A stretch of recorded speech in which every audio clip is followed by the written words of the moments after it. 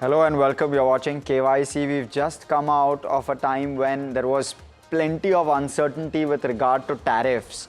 And one of the stocks in focus on the back of that was a Bharat Forge. Of course, you're seeing some bit of positivity on some of these counters today. But otherwise, there's a big and a dire need to try and break this one down in a better fashion. And that's why we've taken it up for KYC, which is Know Your Company, where we focus in on a single listed company daily. Now, in terms of Bharat Forge, it is part of the Kalyani Group, around $3 billion in terms of top line that the group does. What Bharat Forge in particular does is it's into manufacturing and selling of forging. Now, forging is basically metal which is designed in a particular or shaped into a particular structure or form, and it's largely used for auto components. It has manufacturing facilities across the world, whether you talk about Europe, whether you talk about US, whether you talk about India, and therefore has a very much a global footprint in that sense. And it's one of the largest auto component exporters from India today. It's in fact now gone into defense manufacturing as well, and it's also looking at venturing into server manufacturing. I'll come in just a little bit to that, but let's first talk about products. It currently predominantly does and focuses on forgings, and a whole host of forging materials is what it looks at: steel, machine crankshafts, front axles, road wheel. You have transmission parts, seal rings, pretty much across the board, clamp, hub, lightweight components. All of these are taken care of by Bharat Forge. So it has a good mix in that sense in terms of product. It's obviously moved into defense as well, and these are some of the defense products that it has started to build. Artillery systems, protected vehicles, armored vehicles, as well as upgrades, ammunition, air defense solutions. Those are just some of the solutions which they are working on. They've also now gotten into, or rather looking to get into, server manufacturing. Now you look at powerful computer designed, what's a server essentially? It's a powerful computer designed to store, process and manage data. And this is a huge opportunity, especially if you're looking at the AI server market. The AI server market in terms of value is far more value accretive than your typical servers, and therefore presents a large opportunity. I want to try and break this up a little bit more to give you perspective. In FY22, 96% of Bharat Forge's revenue was coming purely from auto. So forging revenue as well as auto revenue was 96%. As per a Morgan Stanley report, they estimate that by FY27, the non-auto revenue could be as high as 46%. So there'll be a huge shift in terms of revenue mix. A large part of the growth will come from the slightly more new age sectors where they're currently investing in, which is going to be predominantly defense and maybe even server manufacturing. So something to keep in mind with the kind of diversification it's doing, and it has a global footprint. Now, in terms of management, we don't have the management of Bharat Forge, but we're going to get an outlook on the global situation and how that's playing out on Bharat Forge. And we had Jonathan Starks, who's the CEO at FTR, who's going to speak to us and give us that perspective on what's happening, especially on the North American side, on demand, and that will be good perspective to have while we are analyzing Bharat Forge. But let me quickly look at the parameters that we're going to be looking at where Bharat Forge is concerned. We'll obviously look at the income statement, the balance sheet, the cash flows, and the return ratios. Thereafter, we look at shareholder pattern, how that has evolved, street cred, street coverage, and valuation. And to break this down with me, I have with me Puneet Javeri, who tracks auto extremely closely and who tracks Bharat Forge also extremely closely. We've been chatting, Puneet. Thanks for joining in. Let me allow you to start off. Anything about the company from your perspective, your 2 cents before you start with the income statement. Well, definitely, Harsh. You mentioned about the 96% revenue share from forging. So forging has traditionally been the home market, home company for the group as a whole. And supplying of that has been one of the biggest export opportunities for them. Now, the stock price, we'll speak about that in a bit, has been hampered because of the US exposure. So standalone exposure is almost 37%. And that's why it's a key reason. It's impacted due to tariffs. And when we look at the income statement as a whole as well, and if you can put up that we've divided into standalone as well as, the current consolidated business. Standalone, if you see, really strong numbers, 27% margins is what the company does essentially on a standalone. This is essentially the forging business only. This is for FY24. You can see the profitability as well. Over a 3-year CAGR, we've seen across the board of these 4 numbers showing extremely strong growth. Keep in mind, EBITDA of 2,400 almost crores for the standalone business. And when you look at the consolidated business, here is where it gets tricky. Revenue almost doubles to 15,000 crores, but the EBITDA is only 2,562 crores. So essentially the new verticals, whereas it's defense, it's oil and gas, those verticals haven't been essentially firing in terms of profitability for something like a Bharat Forge. And the other aspect is the export market. All export subsidiaries for the company are currently loss-making, whether it's US, whether it's Europe, and that has been impacted due to demand. And hence, even though the revenue has doubled over the last 3 to 4 years, specifically on the consolidated market, and currently also is roughly about 40% in terms of, when the export market comes into play, it's not very profitable, Harsh. And that's why I think we've seen the valuation also come off over the past few years because of this. Absolutely. Can it go back and scale margins in some of these new age businesses? That's a question I'd want to pose to you, Puneet. How realistic is that to expect? I think one of the biggest thing is defense, which you spoke about. That's a very realistic opportunity.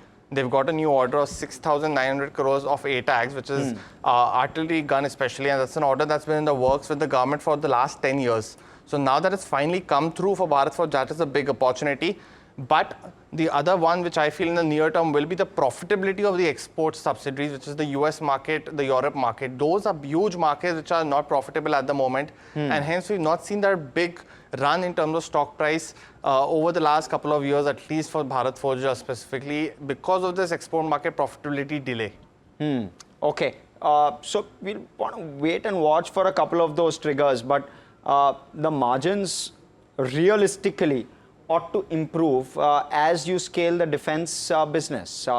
Is that how one should look at this? Definitely, Puneet? and I think the ATAGs order is going to be the game changer, to be honest, for the company. 6,900 crore order executed. I think we should see some movement of that in the next 12 months. So while it is still some time away, I think the company's Q4 con call will be one of the major things to watch out for, at least in some updates for this one. Yeah, so on a 15,000 crore revenue base, to add another 7,000 crore in terms of orders and then expect that to recur, maybe once, even every few years, will be a solid number for sure to watch out for. So something to look out for on that count. Let's look at the balance sheet though. Let's zoom in and see how the balance sheet has evolved. You're currently looking at shareholders' equity, which is around 7,276 crore. Mind you, the market cap of the company is 45,000 odd crore. So when you're looking at the balance sheet overall, it's roughly 6 and a half times your price to book, and that's what this indicates. And this is of course September data. We still await the March data, which will come out during the results this time. Let's look at the longer term liability. So it's an extremely clean balance sheet per se. I did mention that the market cap is around 45,000 odd crore. So when you're looking at the kind of borrowing that the company has done, just shy of 1,800 crore, it's a very small number. And this is what really determines the thumbs up that we are giving it, at least on the balance sheet count. Very clean balance sheet, good strong cash flows coming in. The auto business is a cash cow, which is helping them reinvest into the defense business, allowing them to take that margin hit initially, boot the business up entirely. And it's not even a high debt company, and therefore it's allowing the company to grow well. In fact, the company is sitting on a cash balance of nearly 1,200 crore, and this is the big other positive, that you have borrowing of just about 1800 odd crore, and then you have a balance sheet which has cash of around 1200 crore. So all of it looking good, at least at this point. Nothing to complain about from a balance sheet perspective. Puneet, cash flow. Well, the cash flow from operations have grown at a steady, 18% CAGR over the last 3 years, and that has been one of the key positives, at least in terms of, we saw that dip in FY22. That was because of investments into foreign subsidiaries, but largely it's been a good cash flow generation, and especially in the net cash flow basis, it has grown tremendously in this particular time frame. FY24 one of the breakthrough years for the net cash flow numbers, and we saw that in the management commentary as well. So definitely a big thumbs up in terms of cash flow as well. Yeah, and that's the cash which is sitting in the balance sheet as we speak. So yes, where do they intend to deploy, Puneet, if there is a visibility? I think that's going to be interesting because they already have capacity for the ATAG's defense order which they have. So I think the capacity largely right now, even for the automotive business and the forging business, the capacity is right there. So while they've not mentioned currently where that capacity will be deployed, additional investments will go, I think they already have a very strong cash balance, and that's going to support the stock price correction that we've seen over the last 3 to 6 months. And could it be the server business? It could be, definitely. That's one of the new big opportunities that they've been talking about for a while. While I think one of the biggest triggers is, of course, the export market. So I think if there is any kind of investment that goes in Europe, because we're finally seeing some movement in macro there. So I think that could be one of the key things to watch out for. But definitely the server business, they just announced that yet. I think some more, March 11th, if I So definitely correctly. Some more updates will be much required on that aspect. Okay, so maybe the server business, but clearly sitting on cash, at least at this point, for Bharat Forge. Let's look at how the investors have shaped up in this business. Apologies. Let's look at the return ratios first off. I want to zoom in a little bit on the return ratios because it's an interesting number in that sense. The return on equity is around 17.5%. These are standalone numbers, mind you. Even your return on capital employed is roughly the same number. Very low debt on that count. But let's actually zoom into the console numbers. There you go. This is where it starts to change a little bit, around 13% on the ROE metric. And even on the ROCE metric, it's roughly 13%. Now, my point here is that a lot of the return ratios are currently getting diluted because of all the investments made in defense and profitability that defense still has to show in a significant fashion. Would want to watch as to how these return ratios improve once some of these businesses start to mature. But at this point, in terms of the consolidated return ratios, which is typically how one should look at it, it's slightly on the subdued side.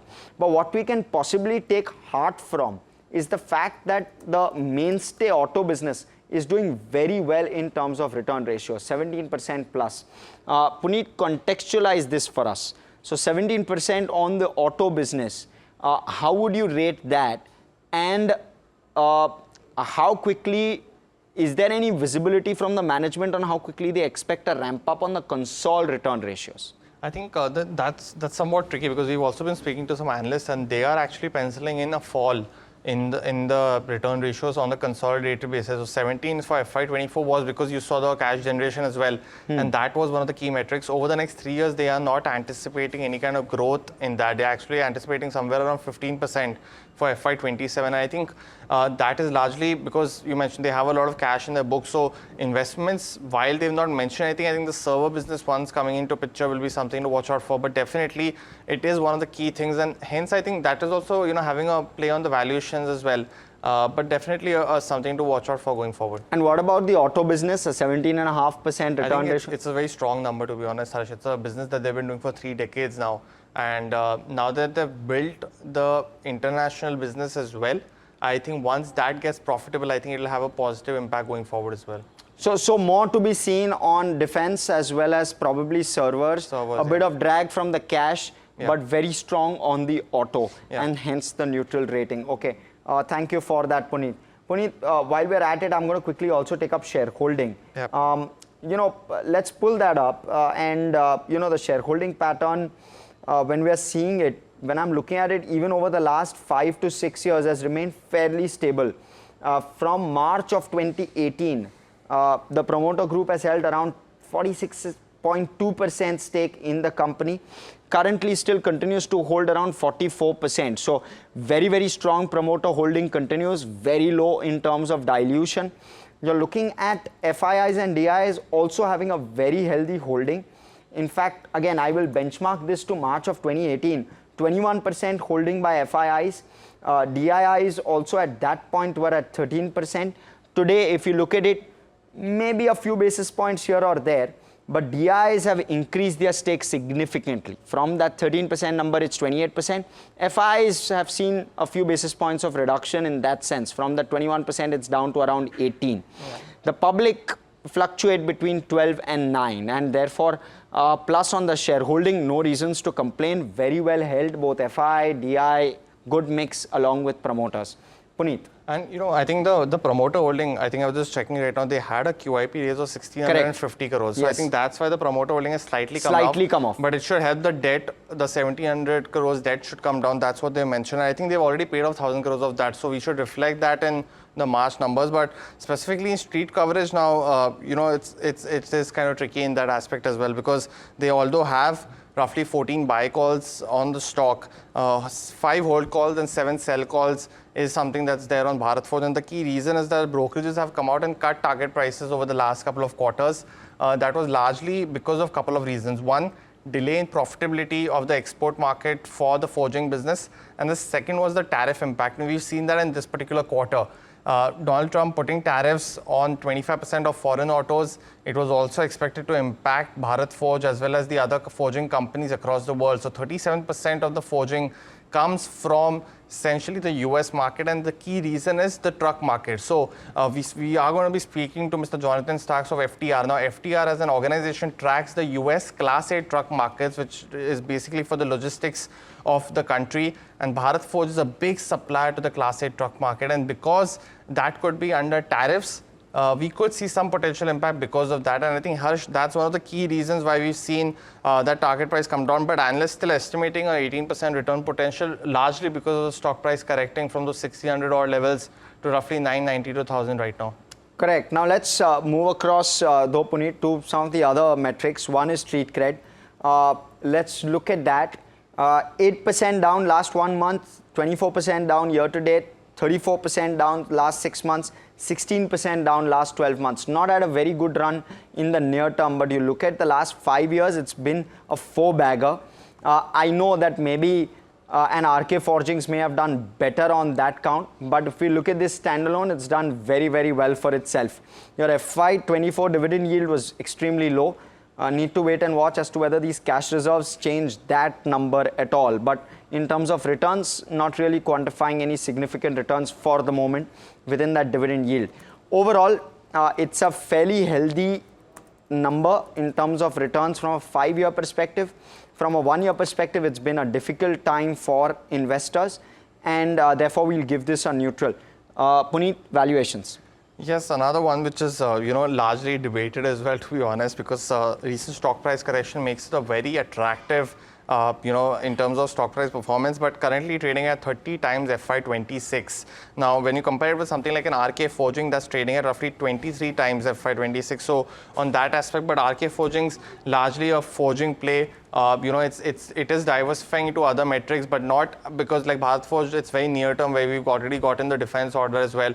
And Forging, we mentioned NA, and that's because it does not have any kind of analyst coverage. Again, a largely domestic forging player. But there will be a couple of points which will be key to note. How quickly do they able to ramp up the ATAGs order? They mentioned that they will be able to, it's a 3-step process that should take 15 months from now. So essentially something in FY27 is what we should expect. But the company already has a capacity of manufacturing 12 ATAGs every month. So that should be one of the key things. It's a total order of 307 machines that they will be able to deploy over the next 5 to 6 years. But that will be one of the key valuation plays. I think the other aspect is the profitability of the export market, and that's been said a lot of times by us in this particular segment.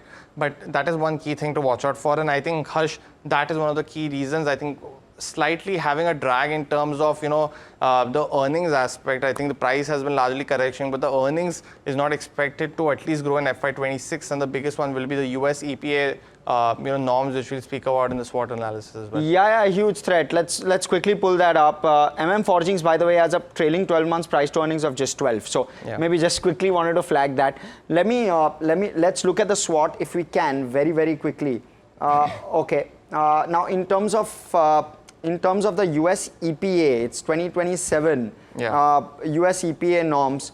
A delay to that could hamper pre-buy hopes. Yeah, and that's the threat which we've... Yes, that's I think the biggest threat, Puneet. Why don't you explain that? Yeah, so essentially it was these green norms which were expected to come in 2027 in USA now. President Trump has mentioned that he doesn't want to get ahead of those green norms. That was expected to trigger a pre-buy in FY26. Now that the US EPA head has come out and said that we might not go ahead with that. I think that was one of the key threats specifically in this time and could hamper the pre-buy hopes going forward.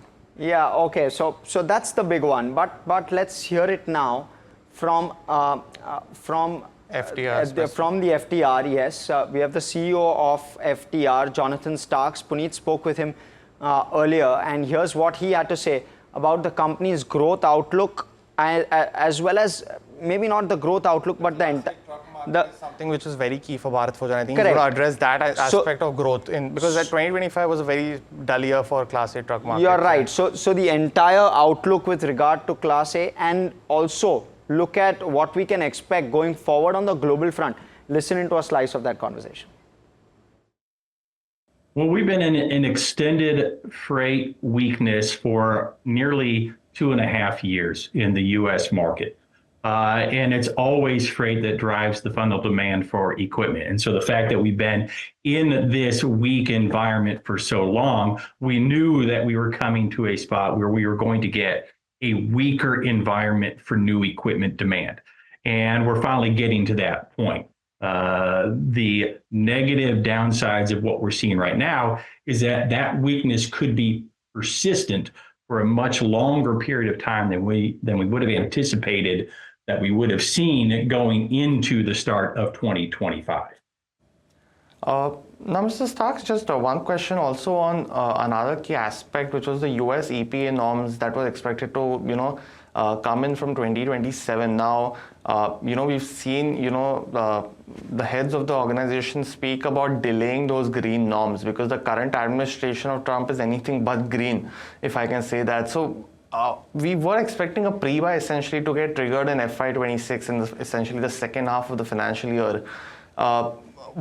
Currently, while it is uncertain, how do you see that the Trump administration would maintain these EPA norms going forward, and how critical essentially were these US EPA norms to come in from FY27 because they were expected to be green norms? But how critical do you see them, because that would essentially determine if they will be implemented or not, right? So there's two conflicting emphasis that are happening right now. One, engines are actually getting certified as of right now for the regulations that are coming into place at the beginning of 2027. So no matter what, the market is already moving forward and gearing up and preparing for that. If they remove specifically the warranty aspect of the regulation or significantly reduce it, they could limit some of the cost that is going into the new engines. But I do not think that they're going to be able to mitigate the costs of the engines themselves because they have been in development for multiple years, and they are going to be going into certification and going into vehicles starting in 2027. They might be able to delay a period of time, maybe lose some disruption. But the cost impacts are going to be built in over time, over the next several years. I don't think there's any way of getting away from that. Even if, from our perspective, there was always going to be a limited opportunity for purchasing excessive units in 2026, it was certainly there. We've removed that completely from our current baseline forecast of the market, just because we think that with the administration indicating that they're looking at this regulation. The fleets then are going to be very hesitant to want to pre-buy equipment. We think that they're going to get hit with those cost increases anyways, but we don't think they're necessarily going to purchase equipment well in advance as of right now. There's an opportunity that it could still happen, but that is becoming rapidly reduced as we move into 2025. And that's a very important clarification, Mr. Stark. So thank you so much for that. Just one last question. How are you seeing the outlook for, maybe calendar year 25 or financial year 2026 essentially for, the Class 8 truck market? Because that is essentially going to determine a lot of demand for the forging companies as well. So any kind of quantification in terms of outlook that you're seeing either for calendar year 25 or FY26? So if we had this discussion 2 or 3 months ago, I would say that the outlook is relatively robust to see probably weakness in 2025. I think everybody was well attuned that the market was weakening as we were going through 2024, but a pretty well attuned market ready to grow in 2026. Now we're losing the ability to see that growth potential fully come to fruition. As of right now, I'm still not anticipating that 2026 is going to be a weaker year than what we're seeing right now here in 2025. But the risks of a recession or a extremely stagnant U.S. economy has grown substantially over the course of the last month. It's not just what's happened in the last week. It's everything that's happened over the last month, starting in early March. All of those have conspired to create a whole lot of uncertainty, a lot of lack of investment in people's businesses. And that really is going to begin to wear on the U.S. economy and could slow it down enough that we don't see any growth going into 2026, which would significantly change what our projections are for 2026.